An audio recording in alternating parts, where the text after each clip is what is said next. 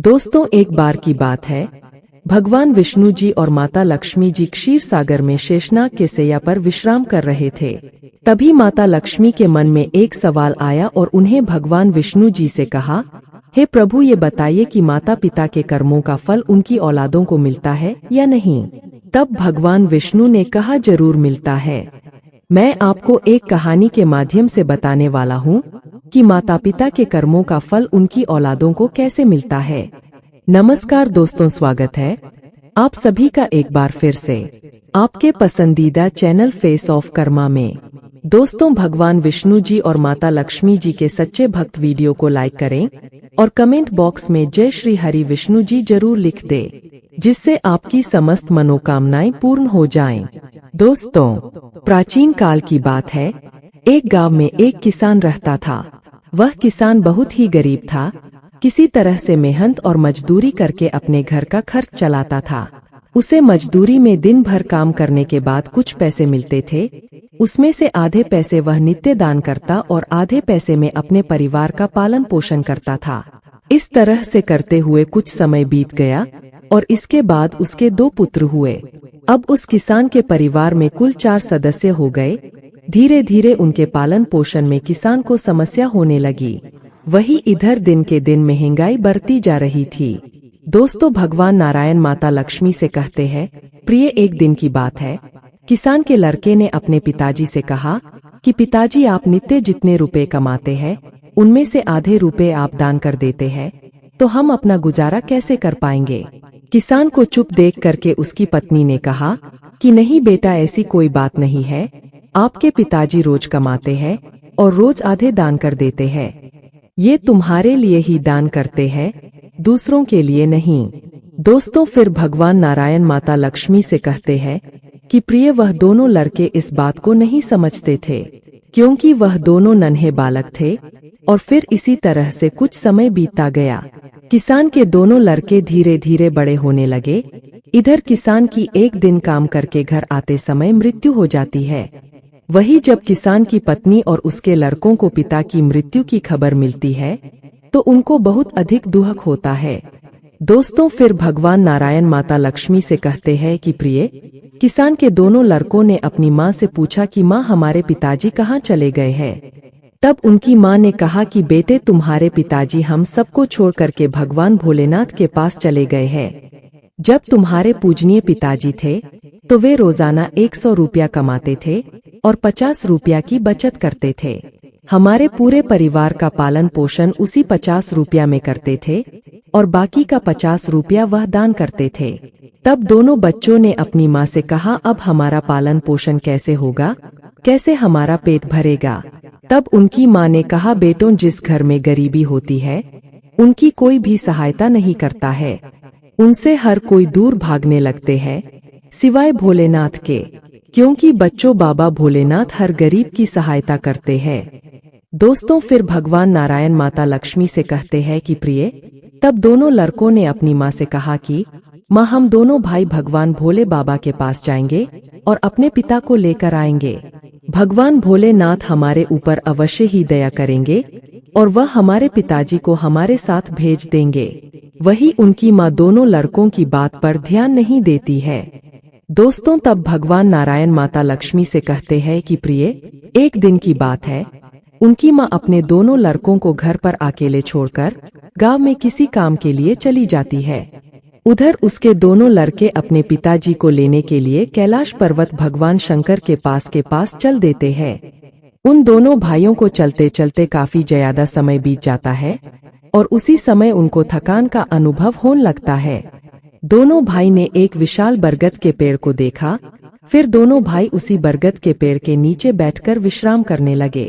तभी उस बरगद के पेड़ ने कहा कि तुम कौन हो और कहाँ जा रहे हो। मेरी छाया में आज तक तुम्हारे जैसे कोमल बालक नहीं बैठे हैं। उन दोनों ने कहा कि हम किसान के बेटे हैं और अपने पिताजी को लाने के लिए कैलाश पर्वत पर भगवान भोलेनाथ के पास जा रहे हैं। उस बरगद के पेड़ ने जब उन बच्चों की बात सुनी तो उसने कहा कि तुम दोनों बालक मेरे लिए भी भगवान भोलेनाथ से एक प्रश्न पूछना और कहना कि मैं कई वर्षों से यहाँ पर हूँ, लेकिन मेरा एक भी पत्ता जमीन पर नीचे नहीं गिरता है और ना ही मेरी डालियां कभी सूखती है।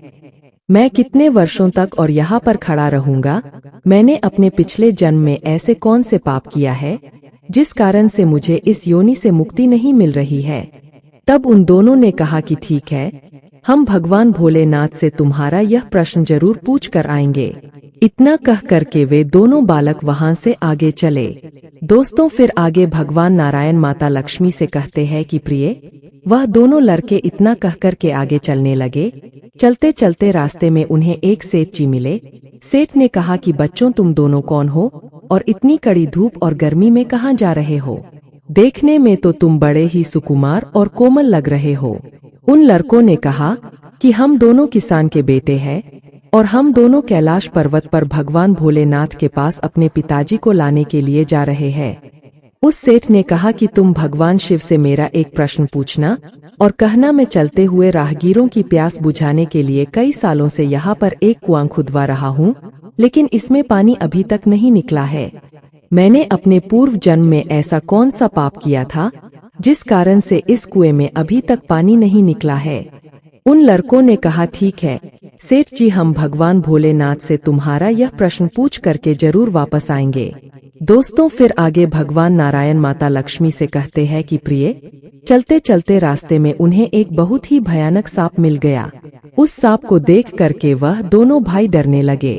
तभी सर्प मनुष्य की आवाज में बोलने लगा और कहा कि बच्चों, तुम मुझसे डरो मत, तुम मुझे ये बताओ कि कौन हो तुम और कहाँ जा रहे हो? वह दोनों सर्प के पास गए और हाथ जोड़कर कहने लगे, हे नाग देवता, हम दोनों किसान के पुत्र हैं और हम दोनों कैलाश पर्वत पर भगवान भोलेनाथ के पास अपने पिताजी को लेने के लिए जा रहे हैं। उस सांप ने कहा कि बच्चों, तुम भगवान भोलेनाथ से मेरा एक प्रश्न पूछना और कहना, मैं कई वर्षों से यहाँ पर पड़ा हूँ, अब मेरे से चला भी नहीं जाता। मैंने अपने पूर्व जन्म में ऐसा कौन सा पाप किया है जिस कारण से मुझे इस योनि से मुक्ति नहीं मिल पा रही है? तब उन दोनों ने कहा, ठीक है, हम भगवान भोले बाबा से तुम्हारा यह प्रश्न जरूर पूछ के आएंगे। दोस्तों, फिर आगे भगवान नारायण माता लक्ष्मी से कहते हैं कि प्रिय, इतना कह करके वे दोनों बालक वहां से आगे की ओर चल दिए।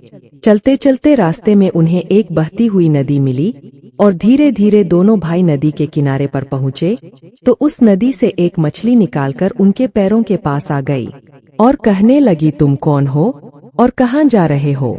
तब दोनों लड़कों ने कहा कि हम दोनों किसान के पुत्र हैं और हम दोनों कैलाश पर्वत पर भगवान भोलेनाथ के पास अपने पिताजी को लेने के लिए जा रहे हैं। उन दोनों बच्चों की बात सुनकर के उस मछली ने कहा कि बच्चों, तुम भगवान शिव से मेरा एक प्रश्न पूछ करके आना। कई वर्षों से मैं इस नदी में भटक रही हूँ। मेरी 7 पीढ़ियां गुजर गई है, परंतु मैं अभी तक इसी नदी में रह रही हूँ। मैंने अपने पूर्व जन्म में ऐसा कौन सा पाप किया था जिसके कारण मुझे इस योनि से मुक्ति नहीं मिल पा रही है? तब उन लड़कों ने कहा, ठीक है, हम भगवान भोलेनाथ जी से तुम्हारा यह प्रश्न जरूर पूछेंगे और वापस आते समय तुम्हें बता करके जाएंगे। इतना कहकर वे दोनों लड़के वहां से आगे चल दिए। दोस्तों, फिर आगे भगवान नारायण माता लक्ष्मी से कहते हैं कि प्रिय, वे दोनों भाई चलते चलते नदी के दूसरे किनारे पर पहुंच गए। दूसरे किनारे पर जब वे पहुंचे तो उन्होंने देखा कि एक मरा हुआ व्यक्ति वहां पर पड़ा हुआ है। दोनों भाई उस मरे हुए आदमी को छोड़ करके जब जाने लगे तो वह मरा हुआ आदमी चिल्लाने लगा और कहने लगा कि तुम कौन हो और कहाँ जा रहे हो?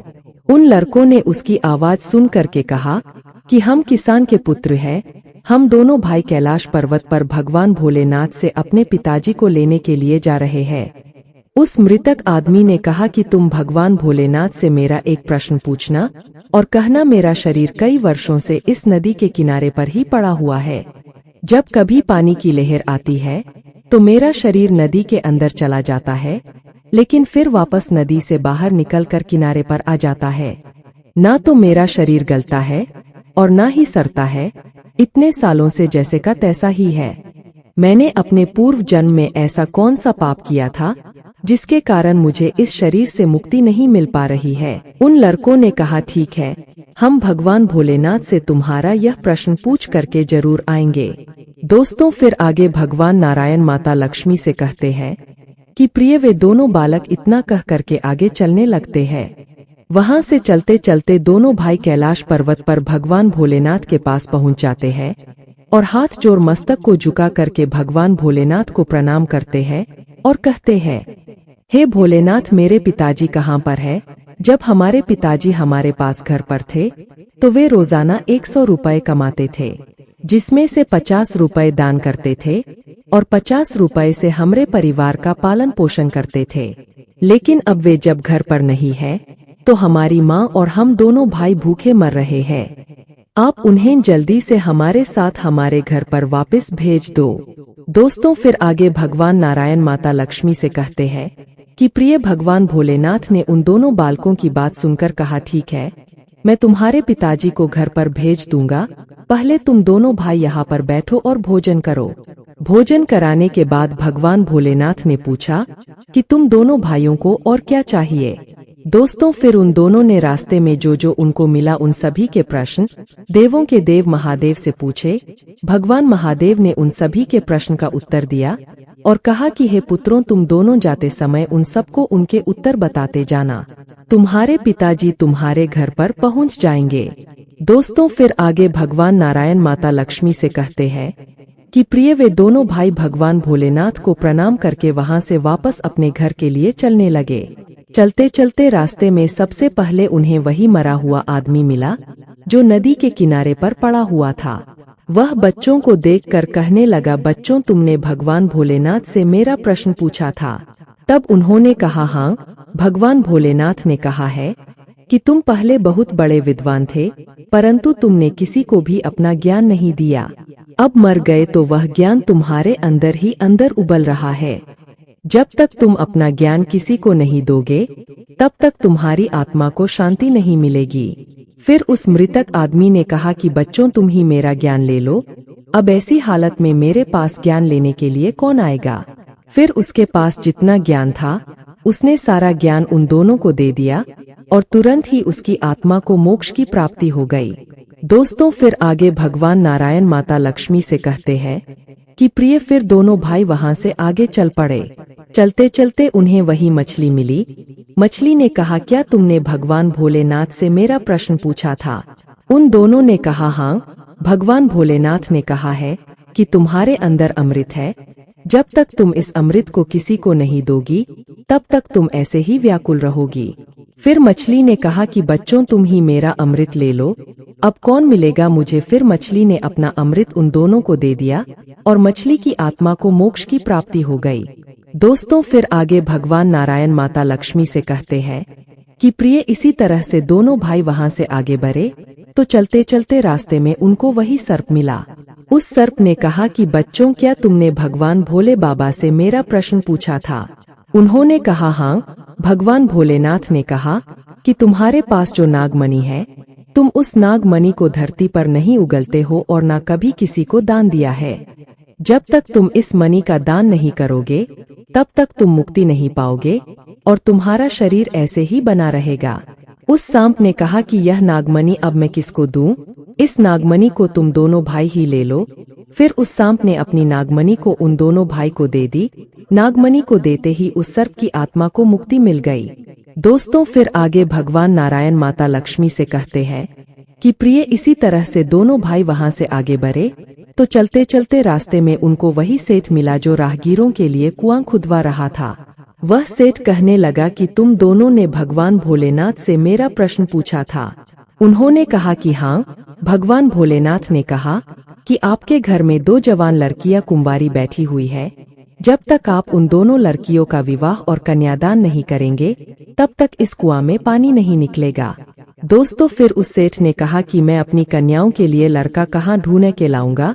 तुम दोनों मुझे बहुत ही सरल और गुणवान स्वभाव के दिख रहे हो और तुम दोनों जवान और विवाह के योग भी हो गए हो, तो हे पुत्रों, तुम दोनों ही मेरी कन्याओं से विवाह कर लो। फिर उस सेठ ने अपनी दोनों लड़कियों का विवाह उन दोनों लड़कों के साथ कर दिया और वहां से अपनी दोनों बेटियों को बहुत सारा धन देकर विदा कर दिया। इस तरह से वे दोनों भाई अपनी पत्नियों को लेकर फिर आगे चलने लगे। दोस्तों, फिर आगे भगवान नारायण माता लक्ष्मी से कहते हैं कि प्रिय रास्ते में चलते चलते उन्हें वही बरगद का विशाल पेड़ मिला जिसके नीचे वे विश्राम करने के लिए बैठे थे। उसने पूछा कि बच्चों, क्या तुमने भगवान भोले बाबा से मेरा प्रश्न पूछा था? उन्होंने कहा हाँ।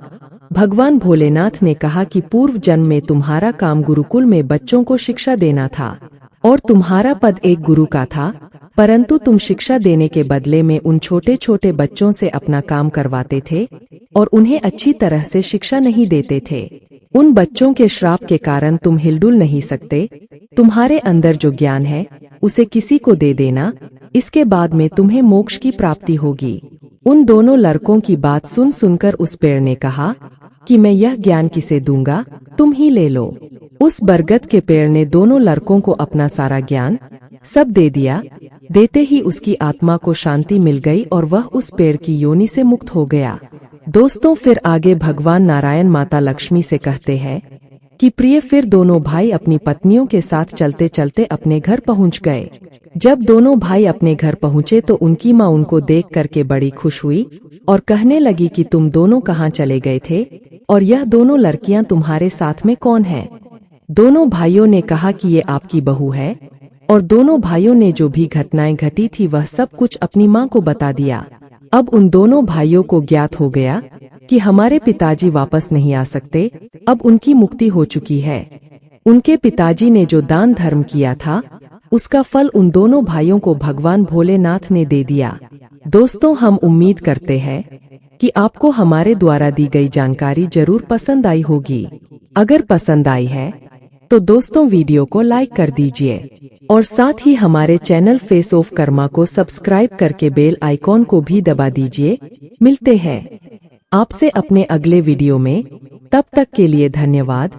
जय श्री राम, जय हनुमान।